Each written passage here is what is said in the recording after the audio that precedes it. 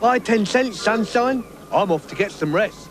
Of the surprisingly large cast of characters for a show that lasted one season, TUGS has one character that's always stood out to me. A character that shows up plenty in the early episodes but doesn't get nearly as much screen time as the series goes on.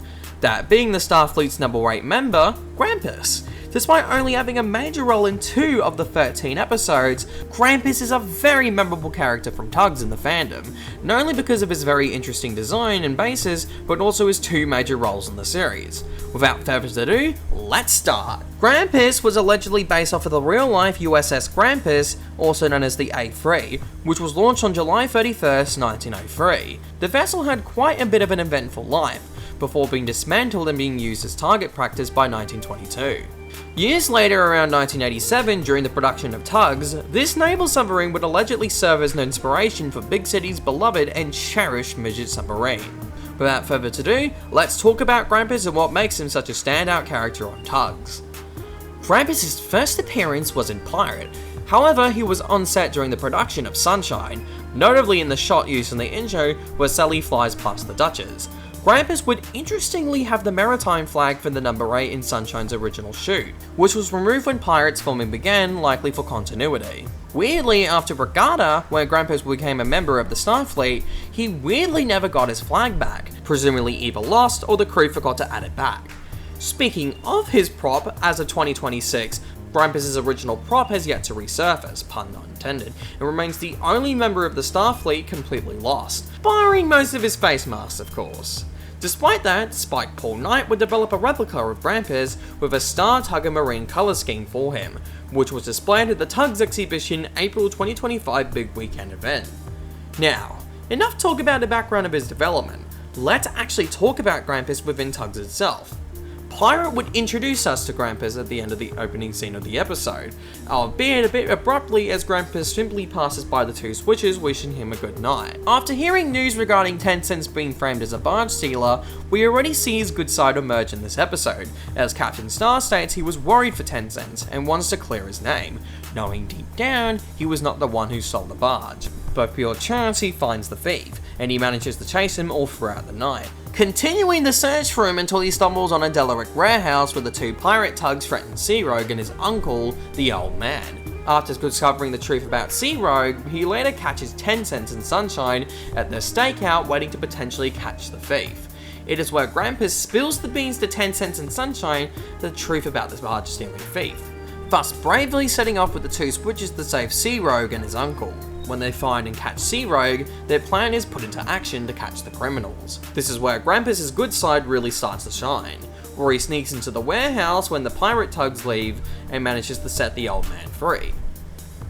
This episode is where we see one of Grampus' defining traits, his bravery. Grampus is consistently portrayed as brave and willing to help others when they're in danger. He never once stops before to help his friends or even strangers. In Warrior, he's constantly concerned for Big Mac's barge sinking, and in the 22-minute work print even alerting him of his barge resurfacing. Alongside him being a submarine, it allows him to investigate situations more easily and even help the tugs when in need, especially seen in Quarantine, as he's seen helping the fire tug determine the status for the Fulton Ferry. However, that's obviously not all regarding Grampus in fact, and as we'll see in Regatta, things don't go nearly as well for him. At the beginning of Regatta, Lily Lightship is seen being hit by a runaway tram steamer, whereas she's now in the position of sinking. This is where Grampus shows up and sees Lily in danger.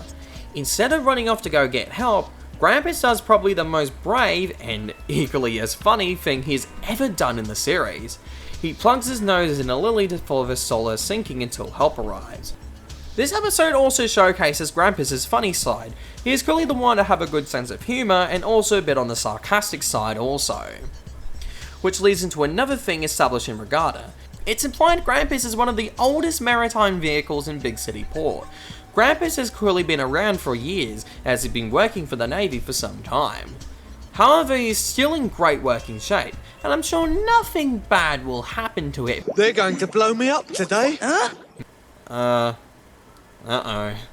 Unfortunately, Grampus will be given the fate of target practice for the Navy. As the Navy in Blue Nose says, he's old and out of date. For the real-life USS Grampus, this is exactly what was the fate for the submarine. By January 16th, 1922, the USS Grampus was dismantled and used as target practice by the Navy. It was most likely seen as too old and out of date to keep using. And in real life, that's how the story ends for Grampus. However, in TUGS, as Grampus has proven himself very brave and useful on various occasions for the Starfleet, all of them, including a nervous and cowardly Top Hat, all set off to rescue him. For everything Grampus has done, the Starfleet will not let a good friend go down. Despite that, Grampus is already very accepting of his fate, yet another showcase for his bravery. He's lived a long, yet wonderful life. Despite constant protests to stay clear out of safety for the Starfleet, Grampus is rescued from target practice. He is taken back in the big city port where he's brought by Captain Star, which we include the 15-minute cut was by request of Top Hat. After the parade, Lily shines once more, and Grampus finally reveals that he's been purchased by Captain Star, finally putting him in a permanent place for the Starfleet.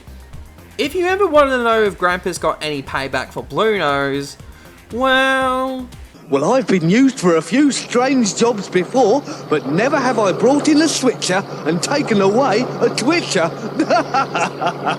I'd say he got the last laugh.